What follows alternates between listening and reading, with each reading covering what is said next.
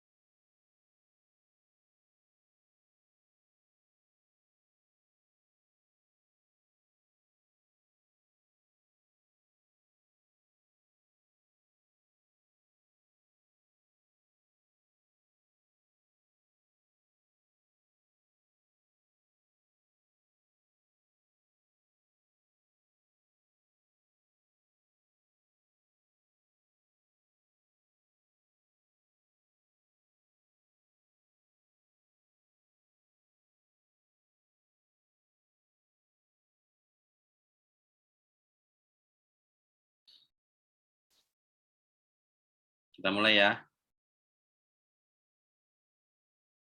Baik, Pak. Ciri-cirinya cuma cowoknya tinggal 2 kan ini. Iya, Pak.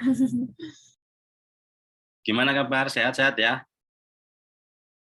Alhamdulillah sehat, Pak. Oke.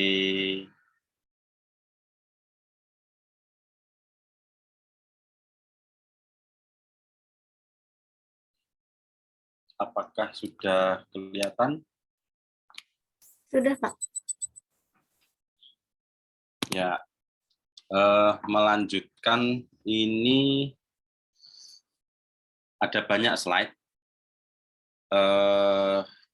Karena Bapak punya hutang Senin lalu, Isra Mi'raj kita libur ya. Terus ini Bapak gabungkan jadi 2 pertemuan jadi 1. Nah, kali ini Bapak ingin menyampaikan masalah kognitif ya dalam desain interaksi. Ada yang tahu kognitif? Belum ya? Nah, ini agendanya yang akan kita pelajari adalah mengenal kognisi manusia, teori yang relevan, kognitif dan desain interaksinya, kemampuan atau keterbatasan pengguna, penerapan kognitif dalam desain interaksi, mental model secara umum. Jadi ternyata memahami sebuah makna dari interaksi kita dengan benda atau apapun, atau konteksnya grafis kah, terus benda, warna dan sebagainya, itu ternyata ada ilmunya ternyata, gitu ya. Nah, jadi kalau dilihat seperti yang Bapak sampaikan minggu awal kemarin, bahwa sebetulnya intinya adalah bagaimana kita sebagai manusia itu memaknai benda-benda atau interaksi kita dengan si objeknya, gitu ya. Terlepas masalah toolsnya itu adalah komputer, warna dan sebagainya, itu ada di sana.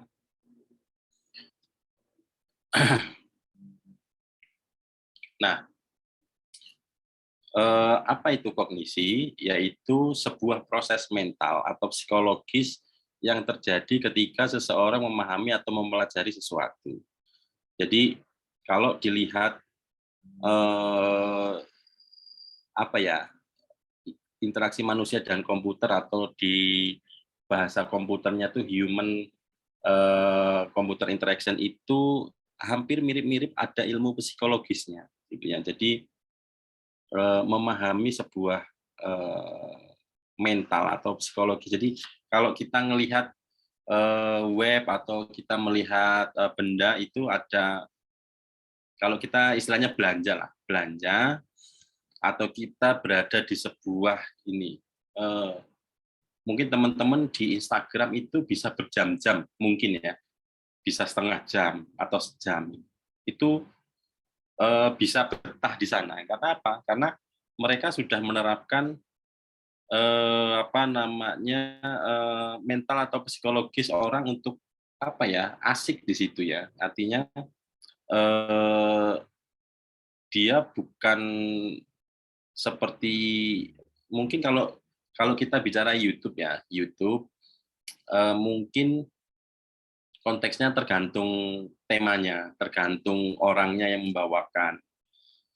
Tapi kalau kita bicaranya misalnya politik di YouTube gitu, pasti kalian mental deh, gitu. Artinya akan keluar dari arena itu, gitu. Tapi dengan di Instagram lifestyle, terus tip and trick dan sebagainya.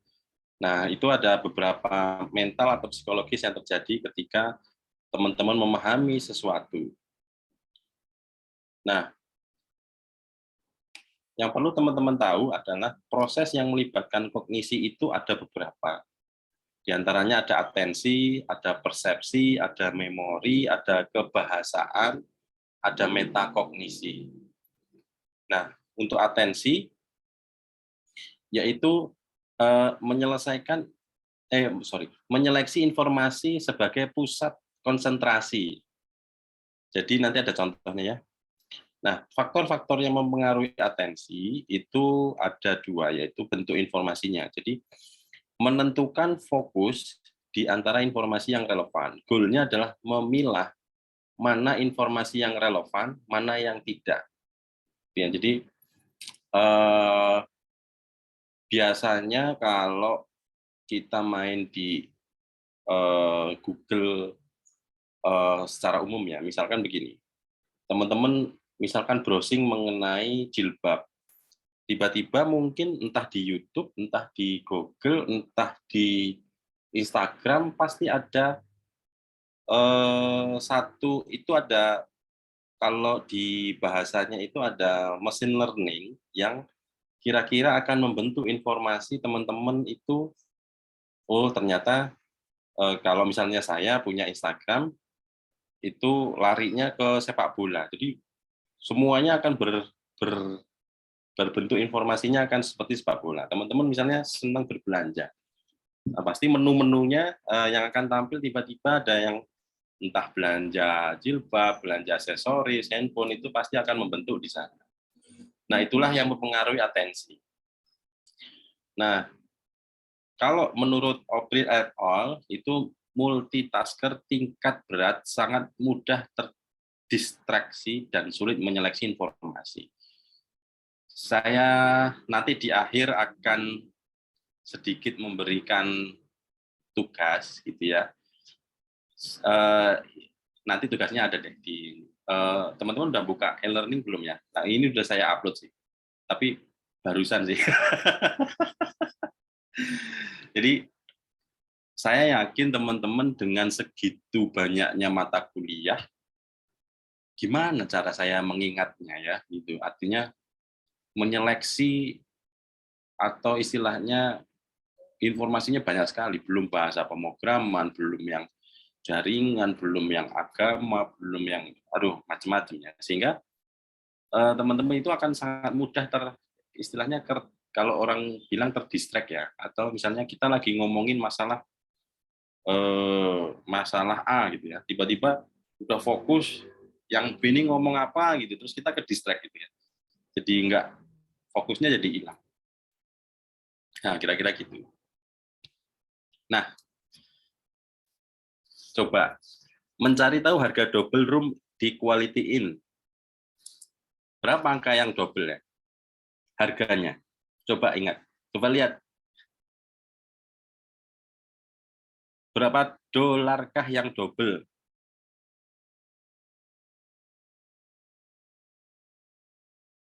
Ayo.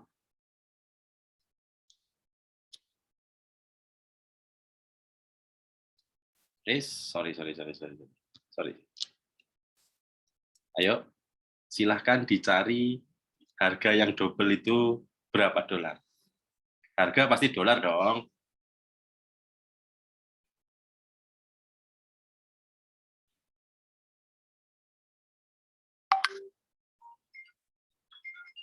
Bentar, ada telepon.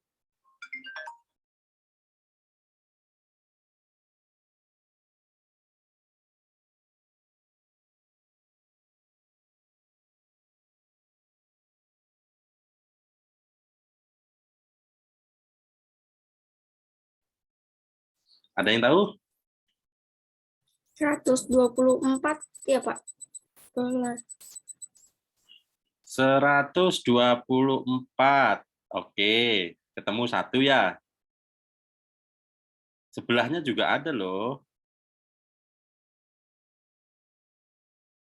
Harga double. Kan bingung ya, istilahnya ini istilahnya kalau tadi Bapak bicara di awal mengenai atensi, sorry. Nah, ini atensi, kemudian menyeleksi informasinya. Nah, terus kemudian yang mempengaruhi adalah fokusnya. Goalnya adalah memilah, ya. Kemudian dia bilang bahwa ini akan mendistraksi kalau tidak pas informasi. Nah, ini kan tadi teman-teman bisa melihat bahwa di situ ada 124 yang sama. Kalau dilihat lebih detail lagi, ada 120 yang sama juga. Bapak kasih annotate ya, biar punya pandangan yang sama. Takutnya pandangannya nggak sama. Tadi pasti 124 ngelihatnya ini ya. Nah, kalau dilihat kan ini ada 120, kemudian di sini ada 120. Ya. Nah, sekarang kita geser. Bapak clear dulu ya. Nah, ini close dulu. Sekarang Bapak geser. Oke. Pertanyaannya adalah, apakah lebih mudah dari yang sebelumnya? Nah, berarti kan ini adalah salah satu bentuk bagaimana memilah sebuah informasi sehingga kita sebagai perilaku user itu atau istilahnya user experience-nya itu akan lebih mudah. Nah, sekarang mencari tahu harga double room di Holiday Inn. Nah, Holiday Inn itu harganya akan lebih mudah. Contoh, intinya adalah yang tadi itu seperti ini, ruwet kan? Artinya kalau kita kan biasanya bentuk tabel based on nomor, nama, deskripsi, jumlah. Nah, ini kan dijadiin satu tuh. Nah, kalau sekarang itu sudah dipetakan. Jadi kita bisa contohnya Holiday Inn di Kolombia. Holiday Inn di Kolombia itu Holiday Inn di Kolombia itu ini nih. Nah, yang ini nih. Kelihatan ya? Nah, ini kan akan jadi lebih mudah ya. Oh, ternyata harganya segitu toh. Gitu ya. Jadi akan lebih mudah. Nah, terus sampai sini untuk atensi dimengerti ya. Salah satu peran kognitif itu ada satu atensi di mana fungsinya adalah untuk memilah informasi yang relevan. Oke. Kemudian ini Bapak bersihkan dulu deh. Clear all drawing. Oke.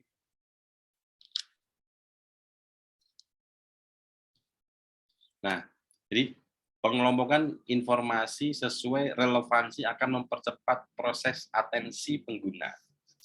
Jadi apa ya? Sebetulnya komunikasi antara perguruan tinggi ITTS dengan teman-teman melalui beberapa media ya, contoh ada website, ada Instagram, ada WA, ada Telegram. Nah, kadang-kadang memang ketumpuk-tumpuk tuh. Nah, ada sesuatu hal yang secara atensi itu tidak, teman-teman mungkin akan kehilangan informasi ya. Jadi harusnya ini ada satu jenis pengelompokan. Oke, lagi ya. Coba cari game schedule. Ayo, jereng-jereng dah. Tapi ya memang materinya begini, kayak gimana? Kalau dibikin mudah ini enggak ini. Ada yang tahu? Itu Pak di yang kolom ketiga ya. Terus baris ke 1, 2, 3, 4, 4. Waduh, mantap. Kok tahu ya? Padahal udah tak sumputin di sana loh. Bagi yang belum tahu akan saya kasih tahu. Terima kasih Mbak. Posisinya sebentar. Posisinya ada di sini loh, teman-teman. Nah, ini game schedule. Nah, ini sejenis jebakan kalau ada iklan syarat dan ketentuan berlaku. Gitu ya, game schedule. Nah, Kemudian Bapak next lagi. Apakah lebih mudah dari sebelumnya? Coba cari award dokumen. Let's go. Kotak kedua, Pak. Hah? Kotak kedua yang baris keempat. Oh iya, masih jeli ya. Nah, kira-kira di sini nih, teman-teman ya, Word document. Oke. Nah, ini permainan dari sebuah psikologis ya. Jadi, saya yakin 100% teman-teman sudah pernah bikin ini belum ya? Pernah bikin sendiri mengenai rekening bank belum ya? Ada yang sudah pernah bikin rekening bank Mandiri kayak BCA, apapun banknya. Pernah, Pak. Baca lembaran yang banyak itu enggak? Iya, Pak, baca kok formulirnya. Serius? Segitu banyaknya baca? Enggak, Pak, saya cuma bacanya yang penting-penting aja yang mau diisi. Nah, itulah memang cara mereka mengalahkan kita ya. Artinya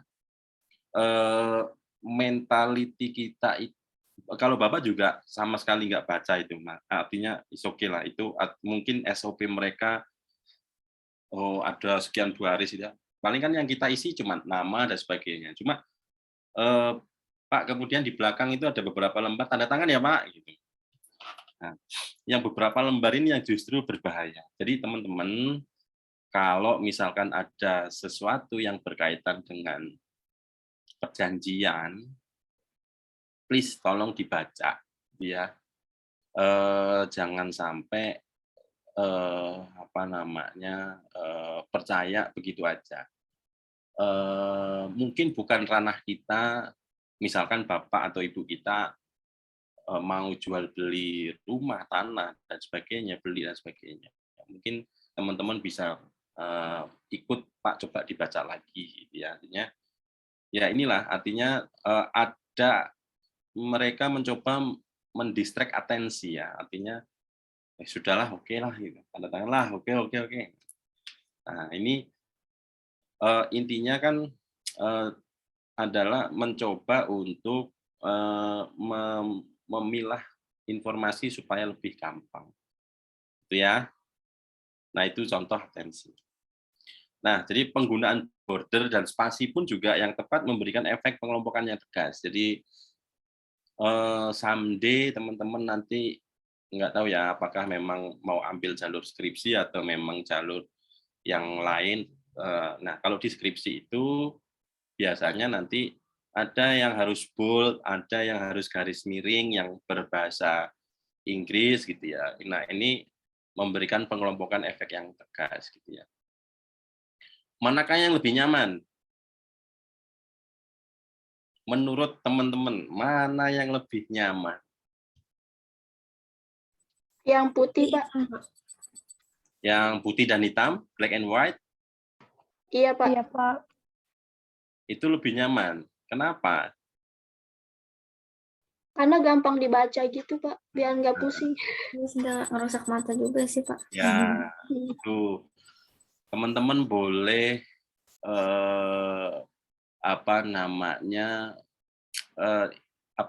boleh cek deh. Mulai dari sosial media yang teman-teman punya. Kemudian mungkin beberapa website atau mungkin yang lain. Jadi supaya mudah dibaca, kemudian tadi Bapak bilang supaya betah juga di situ, terlepas masalah terpaksa ya, gitu ya. Artinya kalau misalnya someday teman-teman mengikuti pengumuman PNS, kalau warnanya kayak yang ini mungkin tetap dibaca kan, karena kita butuh gitu ya. Tapi nggak normal gitu. mungkin tadi teman-teman banyak yang vote yang ini. Mungkin yang kedua mana? Yang kedua gimana? Ini kan berarti yang terakhir 1, 2, 3, 4, 5. Mungkin ini enggak ya? Kalau Bapak sih. Yang antara yang kuning sama yang merah atas, teman-teman lebih nyaman mana? Yang Gimana? kuning, Pak. Kalau saya yang merah atas, Pak. Nah, dari sini pun timbul sebuah perbedaan ya. Nah, inilah yang dinamakan mental psikologi. Jadi terkait dengan persepsi teman-teman punya psikologis yang berbeda-beda. Jadi tadi ada yang bilang kanan atas lebih nyaman, kuning bawah lebih nyaman. Berarti untuk yang ini sama yang ini enggak ya. Nah, berarti kan urutannya 1, mungkin 2, ini juga 2 ya. Nah, jadi mungkin sebetulnya apa ya? Orang-orang desain atau UI UX atau mungkin apa ya? Seorang kalau kita bilang seniman ya. Saya yang nggak bisa itu menilai lukisan. Ada yang bisa menilai lukisan? Lukisan tuh warna-warnanya kok begini ya? Terus mahal, kenapa? Nah, pelukis bilang, ya ini karya, nggak bisa dinilai. Ya, tapi ya nggak gitu juga. Gitu. Kalau what is time yang mungkin tadi yang kita sama-sama nggak sukai, tapi ternyata harganya mahal, ya. Nah, itu kan. Tapi ini ada sesuatu yang salah lah, gitu ya. Nah, sehingga teman-teman bisa menilai mana yang lebih nyaman. Nah, jadi ada satu hal, jadi keterbacaan ya. Jadi ini Bapak sudah bold, mudah-mudahan kelihatan. Keterbacaan yang tepat mempermudah pemahaman pengguna terhadap maksud dan fungsi. Semakin cepat pengguna menyeleksi informasi, maka semakin cepat pengguna mencapai tujuan. Oke. Jadi ada atensi and golden rule lah. Jadi permit easy reversal of action sama support internal locus of control. Sebelum masuk ke persepsi ada pertanyaan nggak? Tadi masih bahas atensi. Belum ada, Pak. Oke, bentar ya.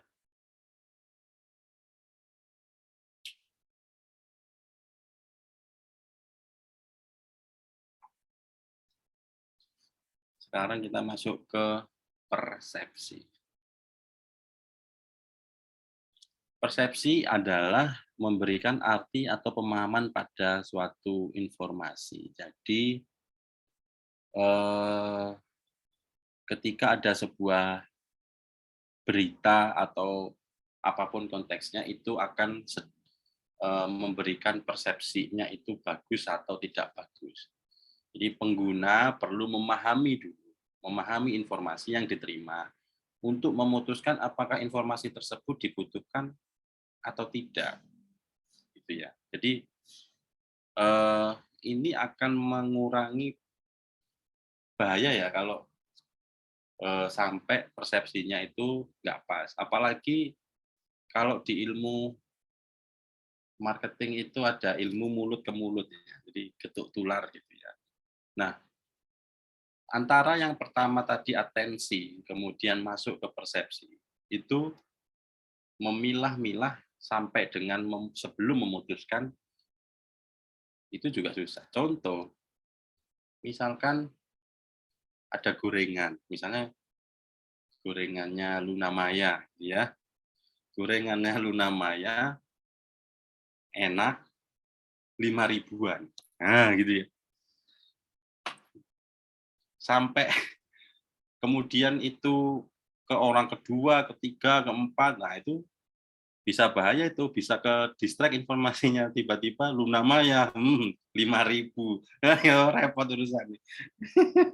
Jadi ini akan sedikit merusak dari informasi. Jadi teman-teman sebelum memutuskan, sekarang apalagi media banyak hoax-nya ya, itu bisa menyaring dahulu lah kondisinya sebelum menyampaikan sebuah informasi.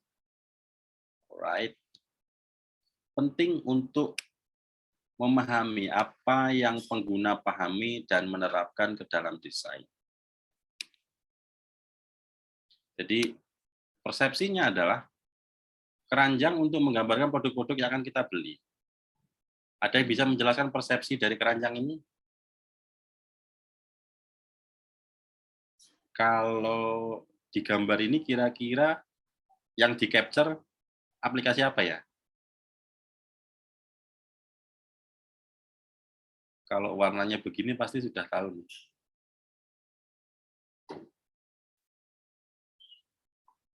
Ada yang mau jawab? Ini aplikasinya Bukalapak. Jadi persepsinya adalah, oh teman-teman belum punya atau belum check out barang. Jadi yang sudah di klik-klik tadi ternyata belum sempat di check out sehingga barangnya adalah 0. Ya. Jadi ini contoh penerapan persepsi sebelum melakukan eksekusi.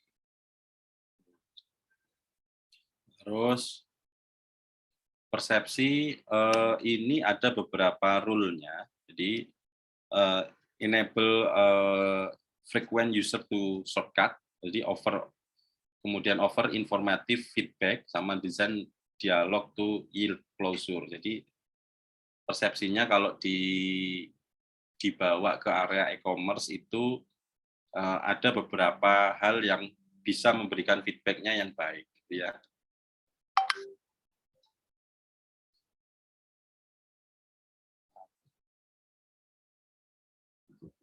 Terus kemudian lanjut ke memori. Sebelum masuk ke memori, persepsi ada pertanyaan nggak? Ayo, kalau ada pertanyaan, sambil minum boleh.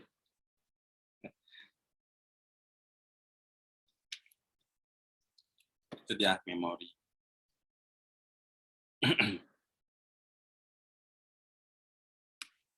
Memori, jadi internalisasi dan eksternalisasi informasi. Kemudian isu terkait memori itu pertama, tidak dapat mengingat semua informasi, memerlukan konteks, kemudian lebih mudah recognize, mengenali dibandingkan recall, mengingat. Sekali lagi ya, lebih mudah mengenali dibandingkan mengingat. Contohnya apa? Ada yang tahu? Ini sering Bapak temui ini, lebih mudah mengenali dibanding mengingat. Yang tebak-tebakan itu bukan Pak? Orang gitu. Bisa jadi.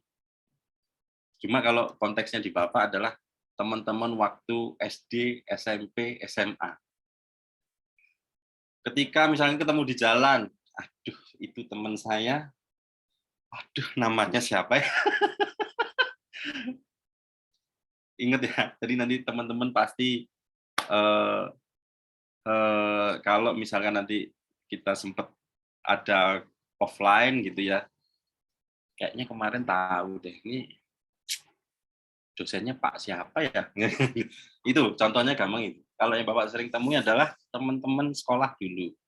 Jadi kadang ada reuni atau ketemu lebaran, aduh, temanku siapa namanya? Atau yang sering terjadi, kita nggak nyimpen nomornya, tiba-tiba nelpon, Mas Agung, di mana? Gini. Oh ya, besok ketemu ya. Oh ya, oke. Begitu saya selesai, siapa ya? Jadi jadi terkait isu memori itu gampangannya begitu. Jadi lebih mudah mengenali dibanding recall, mengingat ya. Jadi kalau A tambah B, A tambah B, oh ini pasti rumus matematika. Kemudian kalau kita bicara masalah agama gampang lah, artinya itu mudah mengenali ya. Kemudian mengingat. Oke, sekarang kita belajar surat Al-Kahfi. Waduh, ini mengingat-ingat nih. Apalagi apa namanya? Kita misalnya Bapak punya sekarang posisinya punya anak, kemudian posisinya di SDIT, banyak hafalan, kemudian ditanya, "Pak, surat ini." "Oh, sebentar. Awalannya apa ya?" Nah, gitu. Kadang-kadang gitu. Jadi kita lebih mudah mengenali dibanding mengingat.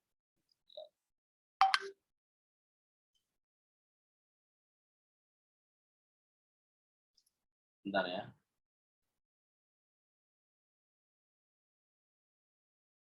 Banyak gangguan.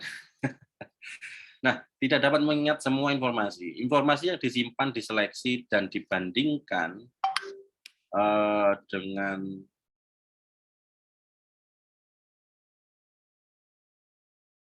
sebentar. Ini suara knalpot motor mengganggu diri Sabah. Sebentar ya, teman-teman ya. Ada request nih Geri Sabah.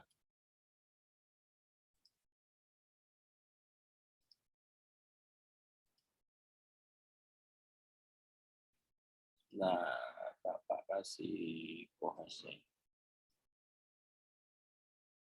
Suara knalpotnya masuk.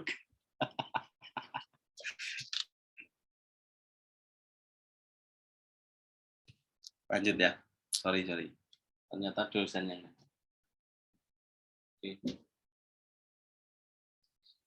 Tidak dapat mengingat semua informasi. Informasi yang disimpan, diseleksi dibandingkan dengan pengetahuan yang dimiliki sebelumnya. Memerlukan konteks, mempengaruhi sejauh mana informasi yang disimpan dan diingat kembali. Otak harus melakukan deep processing, mengakses informasi yang disimpan secara mendalam untuk di-recall karena berada di long term storage.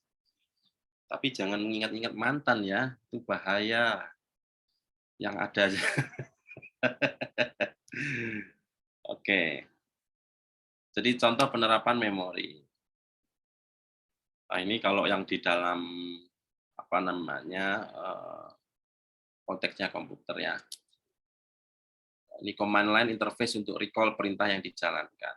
Jadi apa saja yang sudah dijalankan di sebuah komputer, nah itu bisa di history sebetulnya ada ya. Nah itu, jadi mungkin teman-teman juga sering mengakses beberapa, kemudian browsernya kita ngetik A atau B, biasanya langsung muncul history sebelumnya, ya.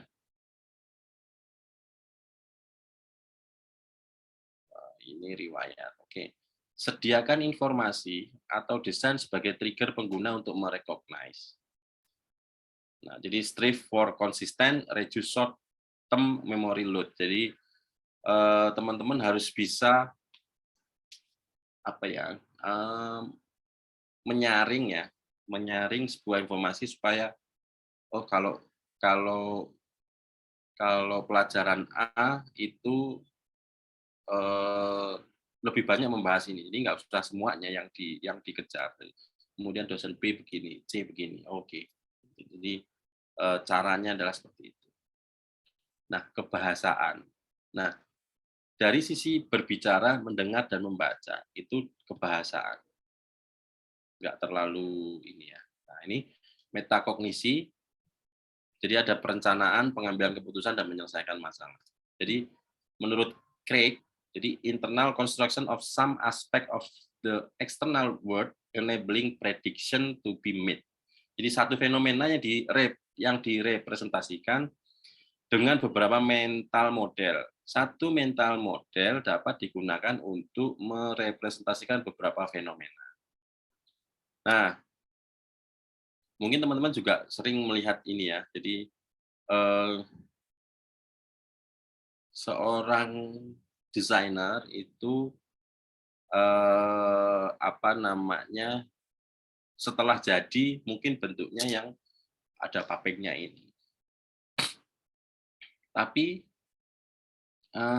seorang user experience untuk menemukan sebuah desain ini itu jalannya terjal sekali. Jadi seperti ini. Jadi harus belok dulu.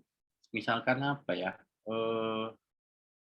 Kita mau melihat menu, di dalam menu, menunya ada menu lagi, searching dan searching. Nah, itu biasanya seperti itu sih. Nah, jadi supply and demand merupakan mental mode yang merepresentasikan bagaimana ekonomi bekerja. Dalam psikologi, loss aversion digunakan untuk merepresentasikan kecenderungan manusia menghindari kerugian. Nah, jadi secara deep, supply and demand merupakan konsep melingkupi proses, ya, end to end, dan digunakan di segala macam bisnis. Kalau shallow itu jalan setapak yang tadi itu menggambarkan user experience, tapi tidak menggambarkan bagaimana user bekerja. Salah satu contohnya adalah contohnya UX yang buruk, ya.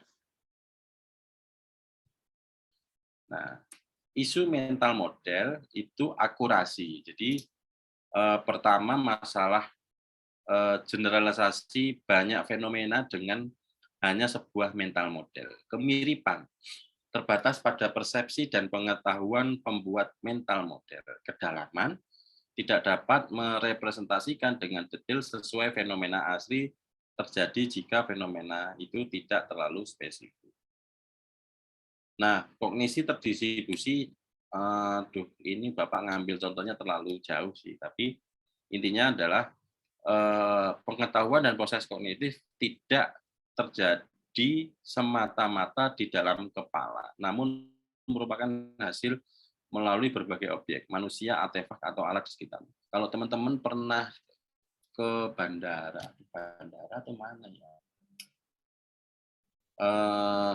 Kalau di dalam contoh ini Bapak ambil bandara, jadi orang yang mengatur lalu lintas di bandara, teman-teman bisa lihat bahwa ada yang mau landing turun, ada yang mau take off ke atas. Nah, tapi di atas itu mereka yang para air traffic control ini dia bilang ini clear misalnya, ini bisa untuk landing dan sebagainya. Kalau di kita mungkin apa ya, pengaturan lalu lintas kali ya, yang mungkin teman-teman bisa kegambar gitu ya. Mungkin teman-teman sudah pernah buka flag radar belum ya? Sudah pernah buka flag radar belum ya? Flag radar 24.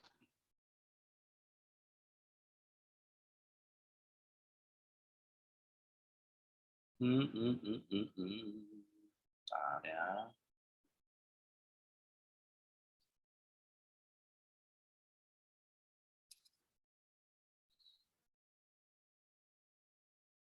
Nih Bapak buka ini ya. Ini visualisasinya kayak begini. Nah, jadi di atas kita nih, di atas kita, kelihatan nggak ya sharingnya Bapak nih? Kelihatan, Pak. Kelihatan, Pak. Nah, kan apa namanya, di atas kita ini ternyata banyak pesawat nih. Jadi ada ini kalau BTK itu batik, kemudian apa ini, Gia itu Garuda, contoh ya.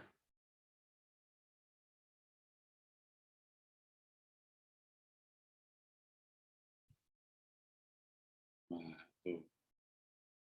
Nah, jadi yang tadi, yang Bapak maksud tadi itu adalah kalau ini kan di atas ya. Nah, sebelum turun Itu kan saking numpuknya nih, banyak banget ya. Itu atau CCTV apa ya? Comment center ya, comment center ya. Sebentar. Oh, Citylink ya. Oh, sebentar.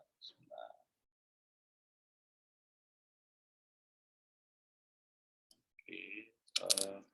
CCTV comment center. Kok Samarinda. Kemudian gambar. Nah, ini ya. Jadi multitaskingnya adalah bagaimana menggambarkan apa yang ada di satu kondisi, apapun konteksnya. Kalau ini kan lebih di darat ya, jadi lebih teman-teman bisa melihat gitu ya. Nah, ini menggambarkan informasi yang tadi.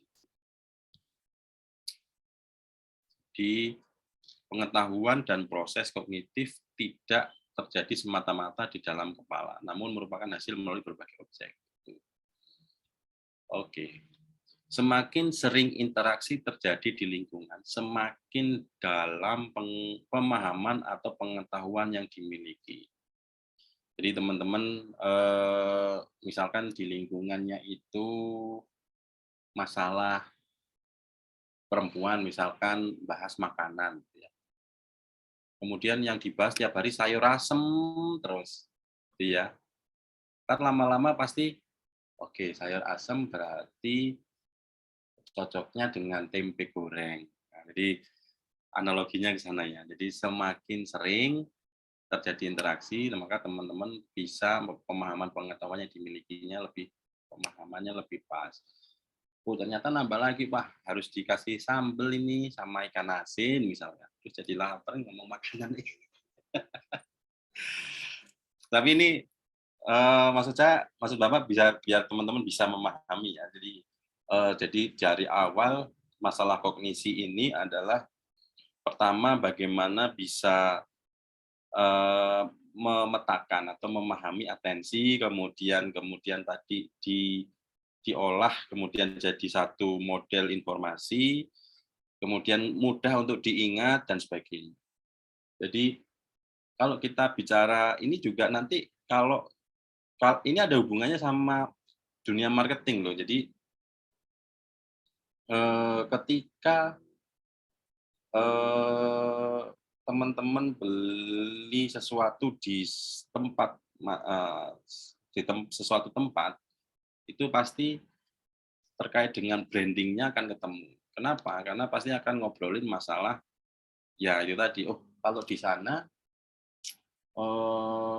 di tempat A enak tempatnya gitu dan sebagainya. Jadi langsung membekas di memorinya gitu. Jadi ketika kalian bertanya, Pak, berarti IMK cuma belajar begini-begini aja. Enggak, ini salah satu penguatan di mana teman-teman ketika bikin produk, kemudian bikin branding, kan istilahnya psikologisnya itu dapat ya. Jadi kalau kita bicara masalah rasa itu beda lagi. Tapi ini mungkin packaging, pewarnaan, model, bikin web, desain, macam-macam. Jadi arahnya ke sana. Ya. Nah, kalau kognitif eksternal itu bagaimana manusia berinteraksi dengan representasi eksternal, peta, diagram, dan berfungsi untuk mengurangi memori load, catatan belanja, pengingat deadline. Contohnya gitu sih, catatan belanja dan pengingat deadline. Teman-teman biasanya kalau ada tugas apa gitu ya, kemudian ada satu tempelan taruh di komputer, ada tugas, atau misalkan disuruh ibu atau mama ke pasar, tuh catatan belanjanya banyak biasanya. Beli A, B, C, D.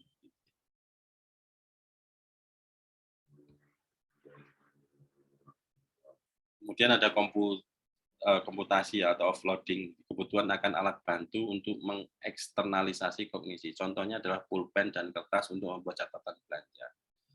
Jadi ada sesuatu hal yang untuk mengingat-ingat, biasanya kalau kita punya meeting, kemudian kita puasa dan sebagainya, itu biasanya ada satu kondisi di mana bisa mengeksternalisasi kognisi tersebut. Ini memang bahasanya memang begini ya. Misalkan tadi atensi, anotasi, kognisi, ya itu bahasanya memang begini. Jadi enjoy aja lah. Kemudian anotasi, melibatkan perubahan representasi yang ada dengan memberikan tanda. Misalkan checklist. Baru tahu ya, namanya anotasi ya. Terus kemudian cognitive tracing, melibatkan manipulasi komponen representasi ke dalam urutan baru. Misalkan pekerjaannya selesai, dipindahkan ke urutan yang bawah pada aplikasi. Ternyata namanya adalah cognitive tracing. Ya.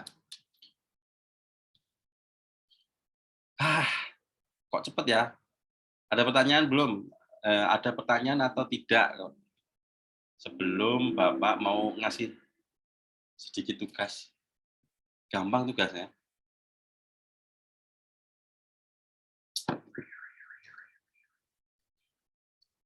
Yuk, ada pertanyaan enggak?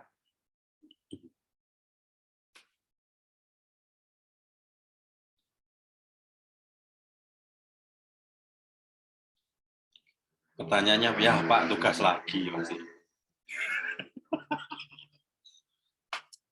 Ada ya? Oke, tugasnya simple. Simple sekali. Silakan dibaca.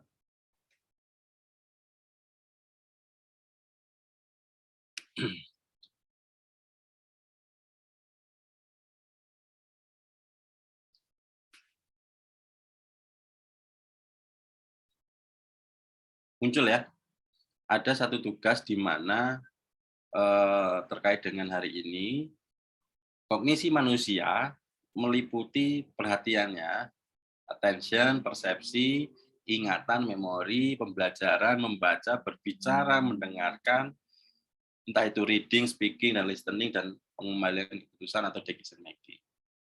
Pertanyaannya adalah, jelaskan strategi yang teman-teman gunakan agar mengingat.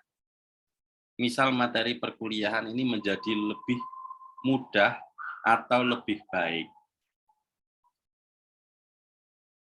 Konteksnya bisa berupa ketikan saja, kemudian kirim ke Telegram Bapak ya.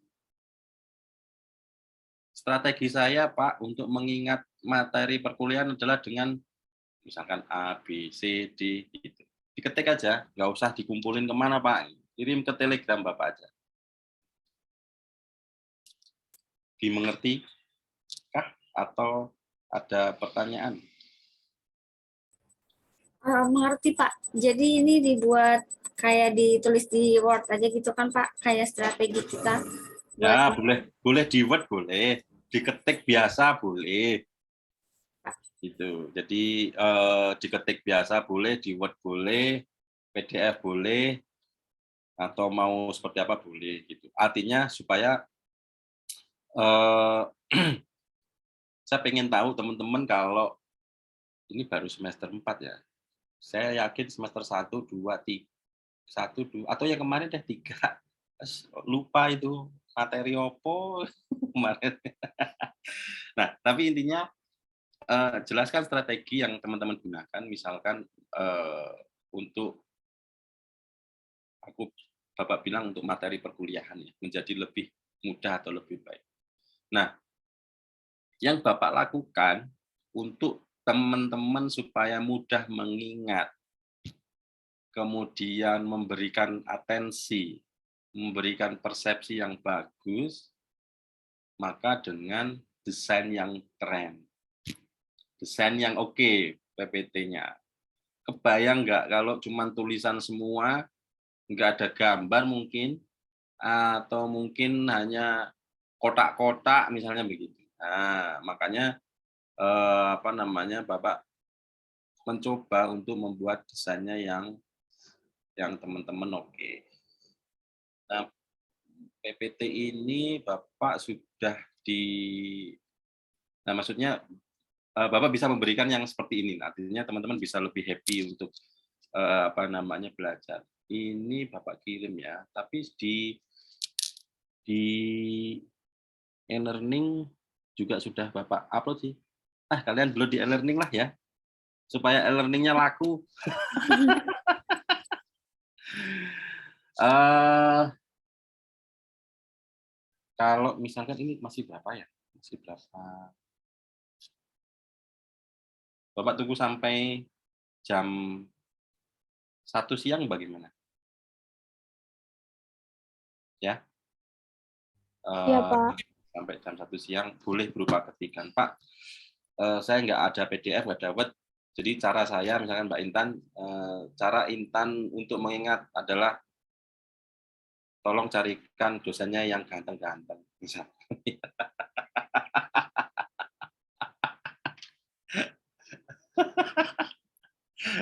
Gitu ya. Coba kalau BTS yang ngajar, aduh kelas lain pun ikut pasti.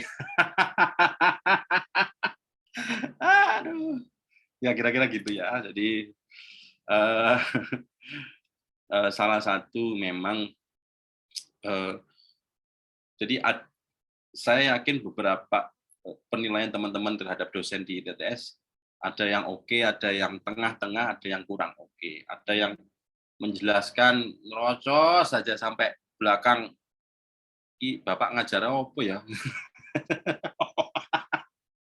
Apalagi kaitannya sama matematika, coding, aduh itu udah pening banget gitu ya. Tapi artinya harus ada satu satu hal yang oke. Oke, nanti silakan kirim ke tele Bapak, kalau nggak ada pertanyaan ini silakan dikerjakan, kita selesaikan kuliahnya. Terus kemudian teman-teman nanti silakan mengerjakan, Bapak tunggu sampai jam 1 siang. Fahmi, ngerti nggak Fahmi? Mana nih Fahmi? Teman kita yang satu lagi kemana ya yang cowok ya? Siapa tuh? Aduh, lupa aku. Tuh kan. Rehan, Pak. Iya Raihan. Mengingat-ingatnya agak susah. Nah, jadi nanti, silahkan, kalau bisa sih jangan contekan ya, tapi coba untuk lagi dulu mungkin waktu SMP, SMA, Pak, cara mudah mengingat belajarnya adalah dengan bikin contekan. Contekan 75% segini gitu ya. Taruh di mana ya? Taruh di buku kecil gitu. Tahulah kenakalan remaja kita untuk nyontek-nyontek ya. Oke, kurang lebihnya mohon maaf. Jadi materinya kognisi adalah, eee, ada di slide akhir sebetulnya yang tadi itu, sebetulnya lebih ke sini sih. Nah, jadi lebih ke atensi, persepsi, memori, learning, kemudian reading, speaking, listening, sama decision making. Nah, tapi di antara semua itu, kan mencoba untuk Bapak memberikan perhatian, memberikan persepsinya, ingatannya, kemudian membaca lebih mudah. Nah, jelaskan strategi Anda untuk mengingat-ingat, menjadi lebih mudah ya dalam dalam sebuah materi perkuliahan. Jadi harapannya itu bisa menjadi feedback juga atau mungkin, design thinking-nya Bapak untuk mungkin bisa untuk diri pribadi atau saya tularkan ke dosen-dosen yang lain, ya. Oke, alright. Kita nggak usah lama-lama lah, yang penting ngerti ya kan. Kalau nggak ada Bapak selesaikan, kurang lebihnya mohon maaf. Bapak tunggu jam 1 di Telegram, silakan di chat. Terima kasih. Assalamualaikum. Waalaikumsalam, Pak. Terima Malam, kasih. Pak. Terima kasih, Malam, Pak. Bapak. Ya, gas. Mi dikerjakan Mi. Oke, siap.